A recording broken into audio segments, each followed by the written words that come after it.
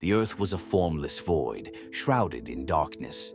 Then God commanded, "Let there be light," and the universe was filled with an energy that pierced the darkness. In the days that followed, he separated the waters, established the heavens, and shaped dry land. Vegetation sprang forth, the world filled with color, and life began to pulse. Celestial bodies illuminated the day and night, marking the passage of time. On the sixth day, God created animals and, finally, humankind, in his image and likeness, to rule over the earth and multiply. The earth was formless and empty. With words of unparalleled power, God began a cosmic spectacle, shaping a world with precision and purpose. On the first day, when God said, "Let there be light," something extraordinary occurred. Light did not merely appear, but actively shattered the darkness, setting the stage for everything to come. Even though the sun and stars would emerge later, this initial light seems to have a supernatural origin, a direct manifestation of God's presence. In the days that followed, separation became a central theme. Waters above and below were divided, and the sky emerged as a boundary. Dry land appeared amidst the waters, ready to become a stage for life. Vegetation sprouted, plants and fruit-bearing trees began to flourish. Everything was created methodically, each element in its place, like a grand architectural plan being executed. On the fourth day, something intriguing happened. God created the sun, moon, and stars. These celestial bodies were not merely sources of light, but instruments to measure time, marking seasons, days, and years. It's fascinating to note that ancient cultures, influenced by myths and pagan religions, worshiped the sun and stars as gods. However, in the biblical narrative, they are presented not as deities, but as creations subordinate to their creator.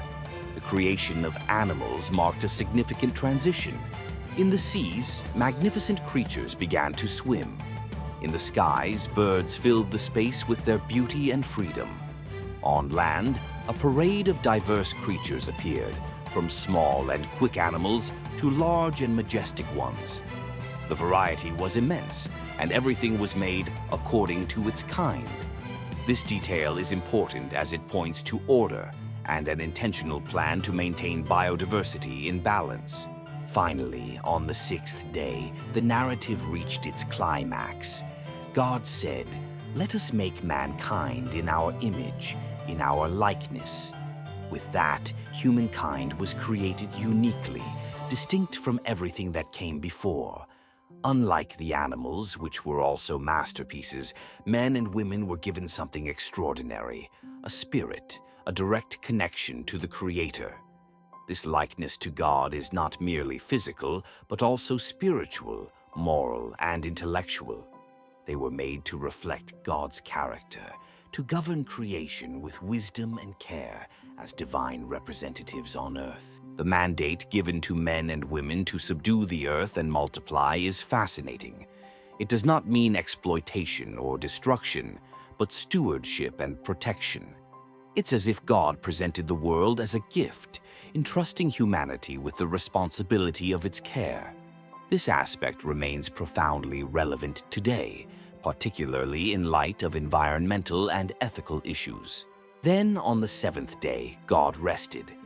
But this rest was not passive. It was an act of contemplation, a pause to admire the completed work.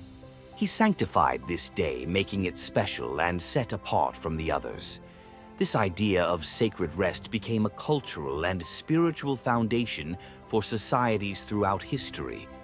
Even in our modern, fast-paced world, the concept of pausing and finding meaning in rest resonates as a timeless principle.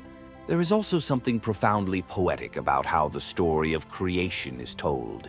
Each day is like a chapter with a beginning, middle, and end. The phrase, "and God saw that it was good," is repeated, showcasing divine satisfaction with each part of the work. But when humanity is created, something different is said. It was very good. This highlights the unique role of humanity in God's plan as guardians and participants in this perfect creation. Interestingly, this creation narrative is not merely a spiritual perspective, but also offers scientific and philosophical insights that have intrigued scholars for centuries. The orderly process, the sequence of events, and the way everything was fine-tuned to sustain life continue to astonish scientists and theologians. How could light exist before the sun? What exactly does it mean to be made in God's image? Why is rest so essential?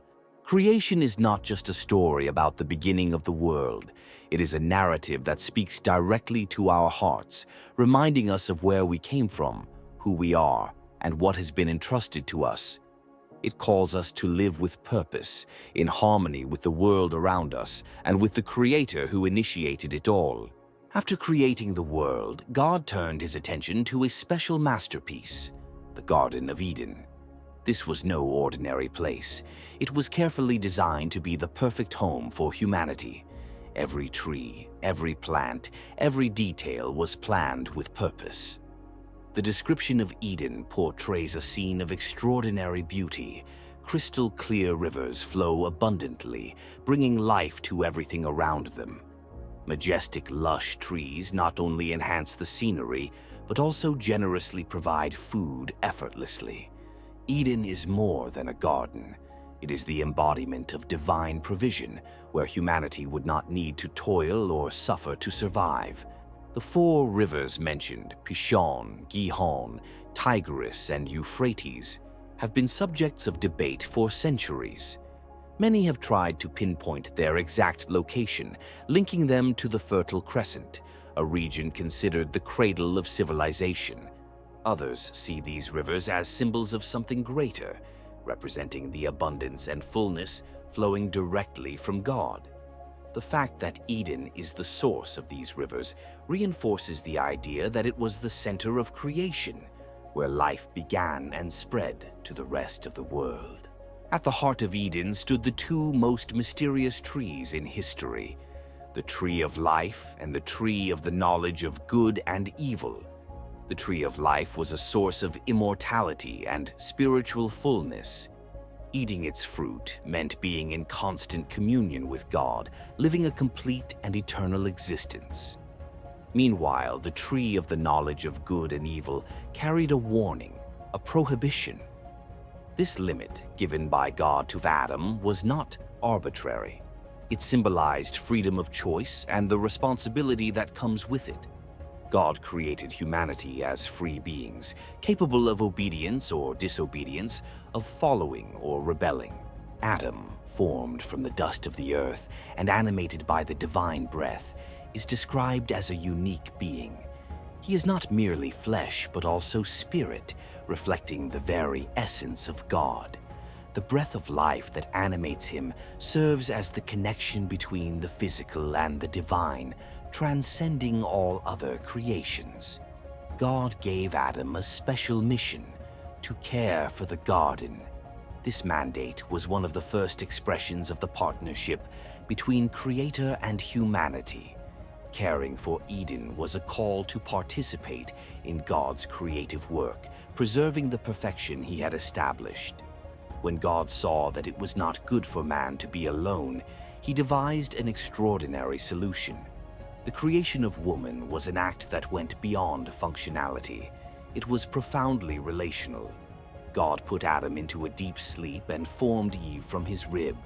This detail is not just poetic, but carries deep symbolism. The woman was not made from the head to be superior, nor from the feet to be inferior, but from the side to stand equal and in partnership with the man. When Adam saw Eve for the first time, his words expressed admiration and recognition. "This is now bone of my bones and flesh of my flesh." The relationship between Adam and Eve was pure and complete, marked by the absence of shame. They lived in perfect harmony with each other, with God, and with nature. Nudity, which later would become a source of shame, was here a symbol of innocence and transparency. In Eden, there were no secrets, no fears, no distrust. It was a state of perfect communion, something humanity still longs to achieve. But the Garden of Eden also prompts deep reflection. Why did God place the tree of knowledge in the middle of the garden? The answer may lie in the very essence of free will. Without the possibility of choice, Adam and Eve's love and obedience would have no real value. God desired a relationship based on freedom, not imposition. The presence of the tree was, therefore, a test of trust and faith. Another intriguing aspect is Eden's role as the first temple of creation. Everything in it pointed to the glory of God. The garden was a place where God and humanity could meet, where the divine presence was tangible. It was the prototype for what would later become the tabernacle and eventually the temple in Jerusalem, a place of communion between creator and creation. Eden serves as a reminder of how the world was intended to be. It is a vision of perfection that still inspires hope. Even after its loss, God's promise is to restore that harmony, recreating a paradise where there will be no more pain, no more tears, no more separation. The Garden of Eden is not just the beginning of humanity's story. It shows us what was, what could have been, and what will be. At the heart of the Garden of Eden, surrounded by perfection and harmony, the event unfolded that would alter humanity's destiny forever. The serpent, described as the craftiest of all creatures, appeared as the agent of temptation. It approached Eve, not with force or threat, but with seductive words full of doubt. Did God really say you must not eat from any tree in the garden? With this question, the serpent planted the seeds of distrust and curiosity. Eve responded, correcting the serpent. God had allowed them to eat from all the trees except one, the tree of the knowledge of good and evil.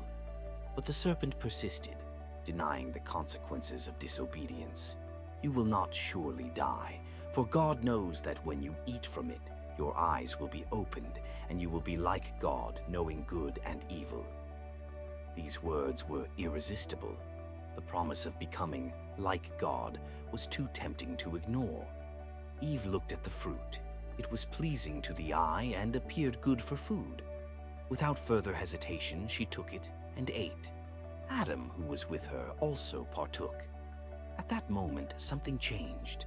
Their eyes were indeed opened, but not in the glorious way the serpent had promised. They realized they were naked, and the innocence that once covered them vanished. Shame entered the narrative for the first time, and they tried to cover themselves with fig leaves, a symbolic act of attempting to hide what had been lost. When God called to them in the garden, the harmony that had once defined their existence gave way to fear. Adam and Eve hid among the trees, something they had never done before. God asked, "Where are you?" Not because he did not know, but to give them the opportunity to confess. Adam's response revealed the fracture that had occurred. "I heard you in the garden, and I was afraid because I was naked, so I hid." The relationship between God and humanity, once marked by communion and transparency, was now broken. God confronted Adam, who immediately blamed Eve. "The woman you put here with me, she gave me some fruit from the tree, and I ate it." Eve, in turn, blamed the serpent. Each tried to shift responsibility, a reflection of the newly corrupted human nature. The consequences were profound and immediate. God declared that the serpent would be cursed, destined to crawl on its belly and have eternal enmity with the woman's offspring. The woman would experience intense pain in childbirth, but also the promise that her offspring would crush the serpent's head, a glimpse of future redemption. For Adam, the ground was cursed. He would have to toil for his sustenance, and his life would be marked by struggle and hardship. The expulsion from Eden is one of the most heartbreaking moments in the story. In his mercy, God clothed Adam and Eve with animal skins, symbolizing the first sacrifice. Yet, they could no longer remain in Eden.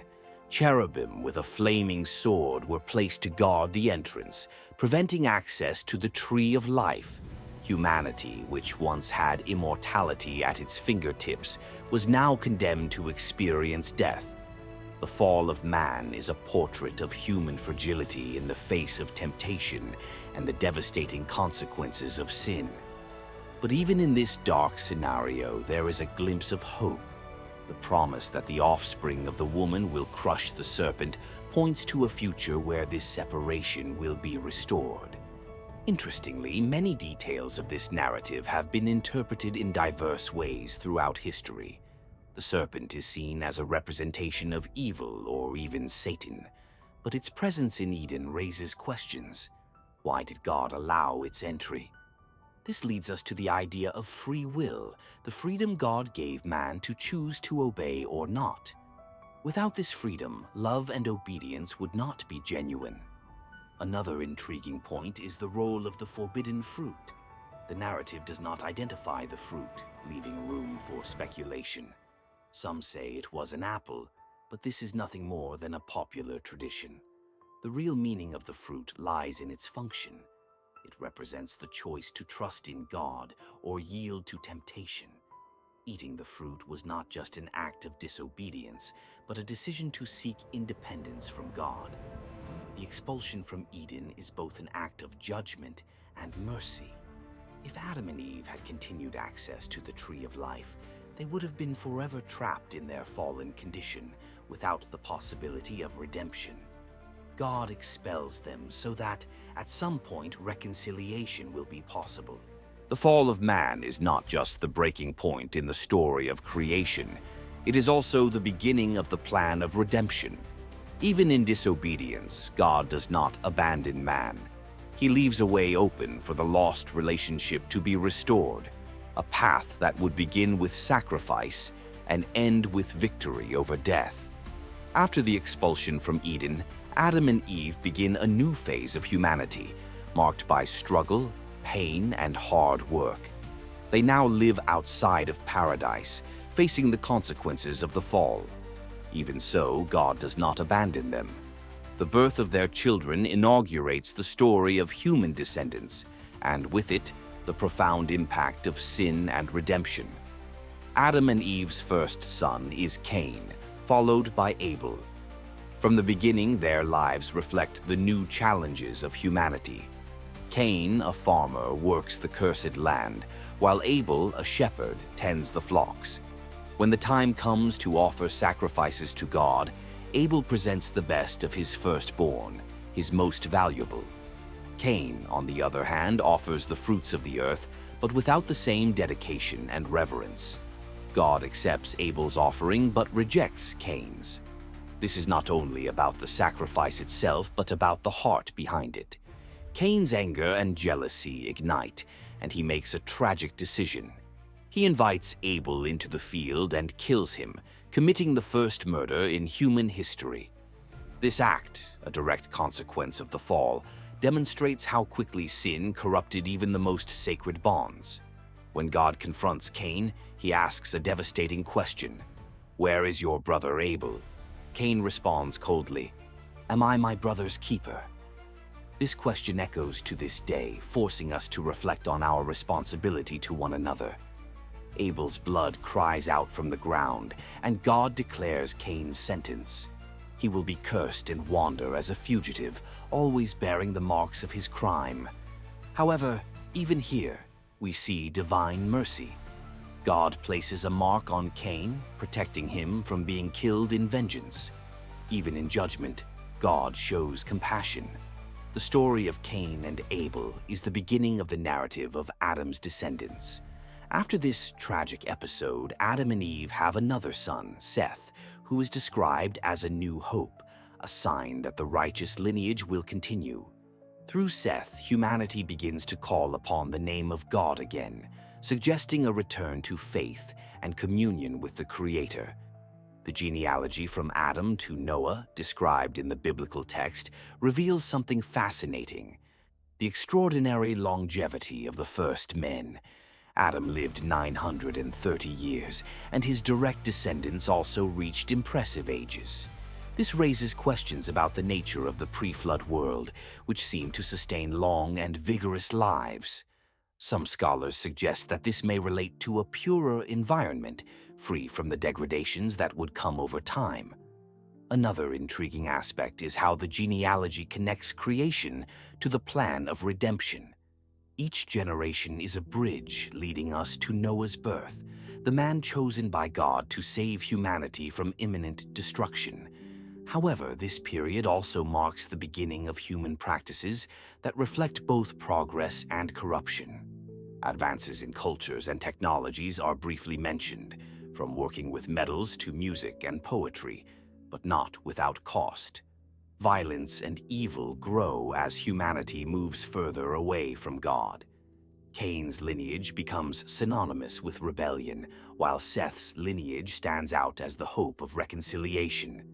This early era of humanity is a portrait of contrasts.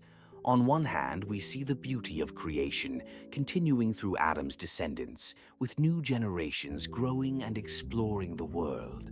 On the other, corruption and sin become a constant shadow, threatening to destroy everything that has been built. But even in darkness, there is a promise.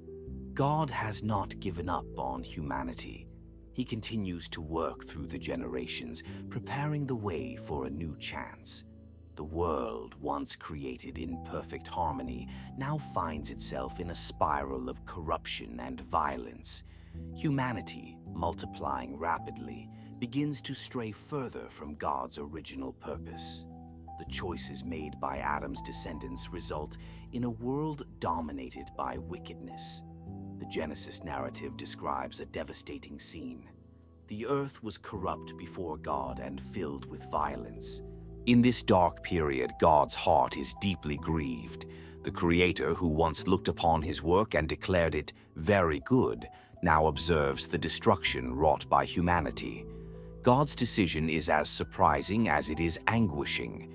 He resolves to destroy all flesh with a flood, a deluge that will purify the earth of corruption. Yet in the midst of this, a central figure emerges in the story of redemption: Noah. Noah is described as a righteous and blameless man who walked with God. This description is striking because it highlights that, even in times of extreme corruption, it is possible to live a life of integrity. Noah was not perfect, but was someone who sought to follow God's will. It was to him that God entrusted the mission of preserving life amid judgment. God instructed Noah to build an ark, a massive boat that would house his family and representatives of all animal species. The specifications were detailed. The ark was to have 3 stories, be made of cypress wood, and coated with pitch to ensure its buoyancy and durability. The ark's size was impressive, equivalent to a modern cargo ship, showing the scale of the project. As Noah built the ark, he likely faced mockery and disbelief from his contemporaries. After all, the idea of a global flood seemed absurd to those living in a world still marked by routine and normalcy. Even so, Noah persevered, guided by faith and obedience. The flood began, and the earth was completely submerged. It rained incessantly for 40 days and 40 nights, while the springs of the great deep burst forth, releasing waters from beneath the earth. Everything that breathed and lived outside the ark was destroyed. It was a scene of total desolation, a complete restart for creation. The ark, however, remained safe, carrying the promise of a new chance for humanity. When the waters finally began to recede, the ark came to rest on the mountains of Ararat. Noah, eager to know if the land was habitable again, sent out a series of birds. First, a raven, which flew back and forth. Then a dove, which returned with an olive branch in its beak, a clear sign that the earth was beginning to renew itself. Later, the dove did not return, confirming that the waters had receded. Upon leaving the ark, Noah offered a sacrifice to God, an act of gratitude and reverence. God then established a covenant with Noah and all creation. This covenant was symbolized by the rainbow, a sign that a flood would never again destroy the whole earth. This promise was a guarantee that the relationship between God and humanity would continue. The flood is one of the most significant and mysterious events in the Genesis narrative. It combines elements of judgment and redemption, showing both God's justice and grace. Noah's Ark, often seen as a symbol of salvation, points to the idea that there is always hope for those who choose to trust in God. Interestingly, accounts of a great flood appear in various ancient cultures, from the Epic of Gilgamesh to indigenous legends. This raises fascinating questions about the relationship between the biblical account and these traditions.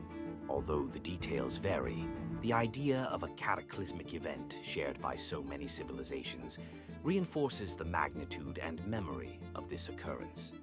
With the flood's end, Noah, his family, and the animals left the ark for a renewed world. The earth was cleansed, ready for a new beginning. God blessed Noah and his sons, giving them the same command he had given Adam: be fruitful and multiply, and fill the earth. This mission was about spreading humanity across the world, creating a diverse and dynamic society. Noah became the father of all future generations, and his 3 sons, Shem, Ham, and Japheth, became the ancestors of the world's nations. Shem's lineage, in particular, stands out because from it would come the patriarchs of Israel, culminating in Abraham and, later, the Messiah. This connection reinforces the continuity of God's plan even after the flood. However, the new humanity was not free from flaws. Shortly after the restart, an intriguing story occurred. Noah planted a vineyard, and one day, after drinking the wine, he became drunk and lay naked in his tent. Ham, his son, upon seeing his father in this condition, acted disrespectfully. The text does not detail exactly what happened, but Noah's reaction upon waking was intense. He cursed Canaan, Ham's son, declaring that he would be a servant to the descendants of Shem and Japheth. This curse, known as the Curse of Canaan, has generated numerous interpretations and debates over the centuries. Many see it as an explanation for later conflicts between the Israelites, descendants of Shem, and the Canaanites. Others consider it an example of the consequences of disobedience and disrespect for authority figures. Whatever the interpretation, the episode serves as a reminder that even after the flood, sin still dwells in the human heart. The genealogy that follows highlights the growth of nations. The descendants of Japheth spread to the north and west, occupying regions of Europe and Asia Minor. Ham and his descendants moved south, forming the peoples of the Middle East and Africa. Shem, in turn, became the central lineage, with his descendants occupying the region later known as the Near East. This dispersion is significant because it reflects the partial fulfillment of God's command to fill the earth. However, this initial unity soon turned into pride and rebellion, leading to God's direct intervention. A curious detail about this phase of the narrative is how it reflects both the diversity and interconnectedness of humanity. The different cultures and nations that emerge carry the mark of the original creation and echoes of Noah's covenant. However, the corruption that began with Adam and intensified before the flood remains present, showing that the problem of sin was not solved by a mere physical restart. Noah lived 350 years after the flood, totaling 950 years of life. He was the last of the great patriarchs to achieve such extraordinary longevity, marking the end of an era. As generations succeeded, the world became more fragmented, both culturally and spiritually, setting the stage for the events of the Tower of Babel.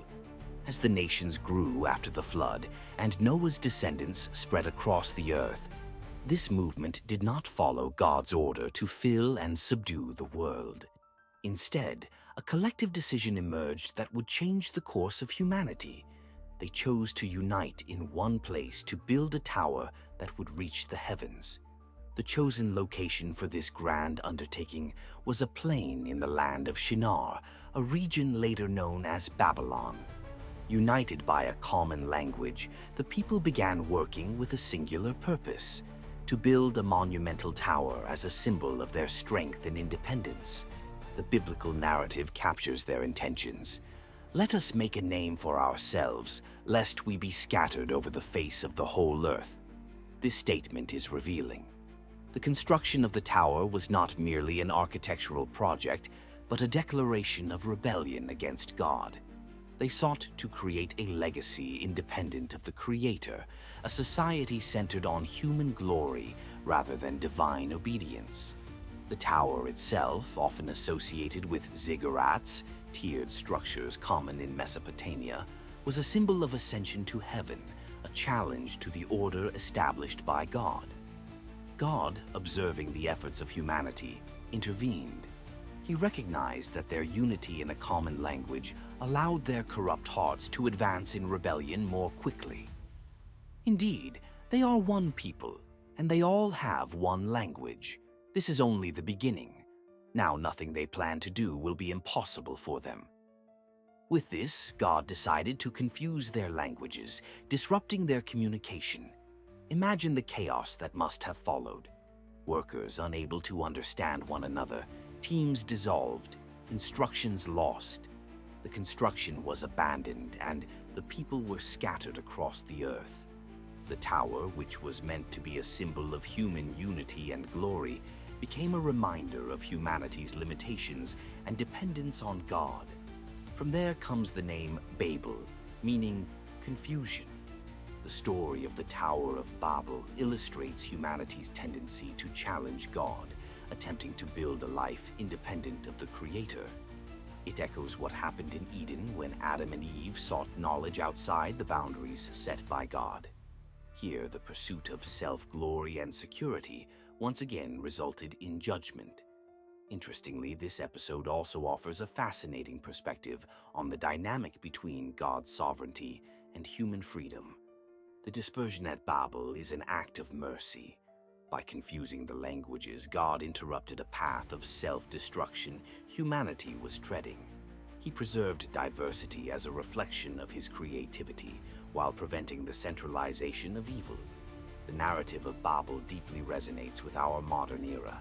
The pursuit of fame, power, and independence remains a defining characteristic of humanity. The lesson of Babel is clear. When we attempt to place ourselves in God's position, building our own kingdoms and disregarding his authority, we inevitably face consequences. The dispersion of nations also lays the groundwork for the next major chapter in the story. God does not give up on humanity.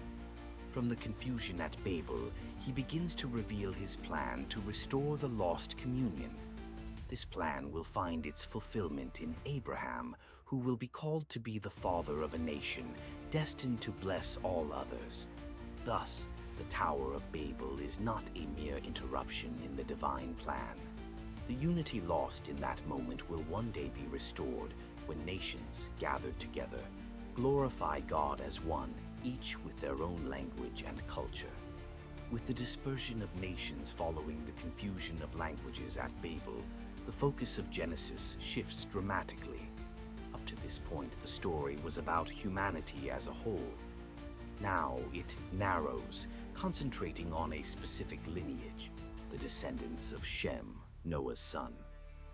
The genealogy that follows serves as a map guiding us to the central figure, Abraham, the man who will be called for a divine mission. The lineage of Shem begins with names that may seem distant to us, but are fundamental to understanding the continuity of God's plan. Each generation represents not just the passage of time, but also God's commitment to keeping his promises. From Arphaxad to Peleg, the narrative notes that, in the days of Peleg, the earth was divided, suggesting significant events that shaped the world geographically and culturally. This detail about the division of the earth is intriguing. Some scholars interpret it as a reference to the separation of languages and nations at Babel. Others believe it could refer to actual geographical changes, such as the dispersion of peoples across the planet. Whatever the case, Peleg's mention connects the genealogy to broader events that transformed humanity. When the story reaches Terah, Abraham's father, something remarkable begins to unfold. Terah is mentioned as a resident of Ur of the Chaldeans, a location that carries significant archaeological and historical weight. Ur was a thriving city in Mesopotamia with imposing temples, ziggurats, and an advanced society. It was a center of commerce and religion, dominated by polytheism and moon worship. Imagine Abraham growing up in this environment. Far from being a simple shepherd or farmer, he was part of a rich but spiritually distorted culture, surrounded by gods and practices aimed at controlling the forces of nature. God would choose someone from this context, not for his cultural or spiritual purity, but as a testimony that his grace and purpose can reach anyone, anywhere. Terah had 3 sons, Haran, Nahor, and Abram. Haran's untimely death is a turning point in the story.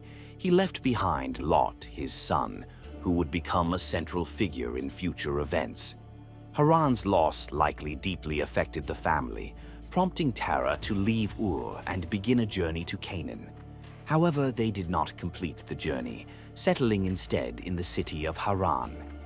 This pause is rich with meaning, symbolizing the transition between the old and the new, the call that was yet to come.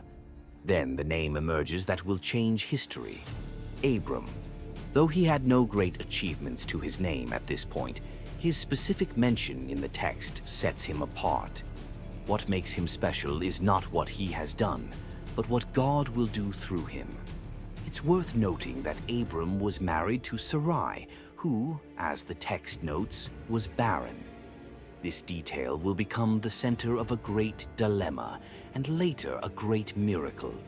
God's promise that Abram's descendants would be as numerous as the stars seemed impossible in light of this reality. Abraham's genealogy also carries deeper spiritual significance. It is a thread of hope connecting the earliest promises made in Eden, about the seed of the woman who would crush the serpent, to the formation of a chosen people. Each name reflects the idea of continuity, that God is patiently weaving a larger plan, even when humanity cannot fully grasp or see the complete picture. Another fascinating aspect of this genealogy is how it underscores human fragility and dependence. Abraham, the central figure we will see emerge later, was not someone particularly special in the eyes of the world. He was an ordinary man, living in a polytheistic context, married to a woman who could not bear children. Yet it was this man whom God chose to be the father of a great nation. The transition from the genealogy to Abraham's call marks a dramatic turning point in the narrative. God, who until then had been dealing with humanity as a whole, now focuses on one family, one man, one purpose. Abraham would become the beginning of a people who would carry the promise of redemption for all nations. Abraham's genealogy reminds us that God's story with humanity is a generational journey. It is not rushed, but constant. Each name, each life, each event is part of a plan pointing to something greater. The text makes it clear that even when everything seems lost or without purpose, God is at work, guiding history toward redemption. Abraham's journey begins when God calls him to leave his land, his relatives, and his father's house. Without hesitation, Abraham departs, trusting in a divine promise. He will become the father of a great nation, and through him, all the families of the earth will be blessed. Abraham abandons the comfort of Haran and sets out for Canaan, an unknown land inhabited by foreign peoples. Abraham's obedience is not just an act of faith, but a commitment to God's purpose for all humanity. When he arrives in Canaan, God appears again to Abraham, reaffirming his promise. Abraham builds altars as markers of his faith, establishing places of worship to the one true God in a land dominated by polytheistic practices. Each altar symbolizes that the promised land, though not yet conquered, already belongs to the Lord. However, his journey is not without challenges. Famine in the land forces Abraham to go down to Egypt, where, fearing for his life, He introduces Sarah as his sister. This precaution leads to complications when Pharaoh takes Sarah into his palace, believing she is single. God intervenes, protecting Sarah and revealing the truth to Pharaoh, who returns Sarah to Abraham and expels them from Egypt. This episode highlights Abraham's humanity. Even with remarkable faith, he still struggles with doubts and fears. After returning from Egypt, Abraham and Lot, his nephew, face a new challenge. Their herds have grown so large that the land can no longer sustain them together. Disputes arise between their herdsmen. Demonstrating maturity and humility, Abraham proposes a solution. Lot should choose where he wants to go, and Abraham will go in the opposite direction. Lot chooses the fertile plains of the Jordan, settling near Sodom, a city already infamous for its corruption. Abraham, in turn, remains in Canaan, trusting that God will continue to guide him. After this separation, God reaffirms his promise to Abraham, guaranteeing him all the land he can see. This promise, once again, depends not on external circumstances, but on God's faithfulness. Abraham's life is marked by an unexpected event, a war between several regional kings. Lot, who had settled in Sodom, is captured along with his possessions and family. When Abraham hears the news, he gathers his men, a small army of 318 trained servants, and sets out on a rescue mission. In a display of courage and leadership, Abraham defeats the kings, rescues Lot, and recovers all the possessions. On his return, he is met by Melchizedek, king of Salem and priest of the Most High God. Melchizedek blesses Abraham, and in response, Abraham gives him a tithe of everything. This encounter is rich with spiritual significance. Melchizedek, a mysterious and unique figure, is seen as a precursor to the eternal priesthood later fulfilled in Christ. The king of Sodom also offers Abraham the recovered goods, but he refuses, saying, "I will accept nothing belonging to you, not even a thread or the strap of a sandal, so that you will never be able to say, 'I made Abraham rich.'" This reflects Abraham's commitment to trusting only in God for his provision and success. After rescuing Lot and meeting Melchizedek, God speaks to Abraham again, reaffirming his promise of offspring. Abraham, now advanced in age, expresses his doubts. "Sovereign Lord, what can you give me since I remain childless?"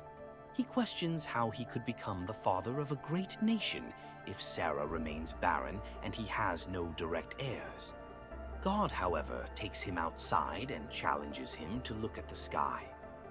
"Look at the stars, if you can count them. So shall your offspring be." This promise transcends human logic. Abraham believes in the Lord, and it is credited to him as righteousness. In this moment, Abraham's faith becomes the foundation of his relationship with God. God seals his promise with a formal covenant. He instructs Abraham to prepare a sacrifice, dividing the animals into two parts. During the night, a deep sleep falls upon Abraham, and God appears as a blazing torch that passes between the pieces of the sacrifice, confirming the covenant. This ritual symbolizes that God's promise depends not on Abraham, but solely on his divine faithfulness. This covenant is more than a guarantee of descendants or land. It is the foundation of God's relationship with Abraham and his descendants. Through it, the plan of redemption begins to take clearer shape, pointing to a future where all nations of the earth will be blessed. See, the story doesn't end here. Every detail we've explored today serves a much greater purpose, and the next part of this puzzle is yet to come. In the video linked above, you can continue to follow the story written by the greatest book of life. Before anything else, leave your most creative interpretation of the mysteries we've discussed in the comments below. Did you notice something no one else has? Like this video to let us know we're on the right track, and of course join the channel by subscribing. There's so much extraordinary content coming your way, and we want you to be part of this journey. Thank you.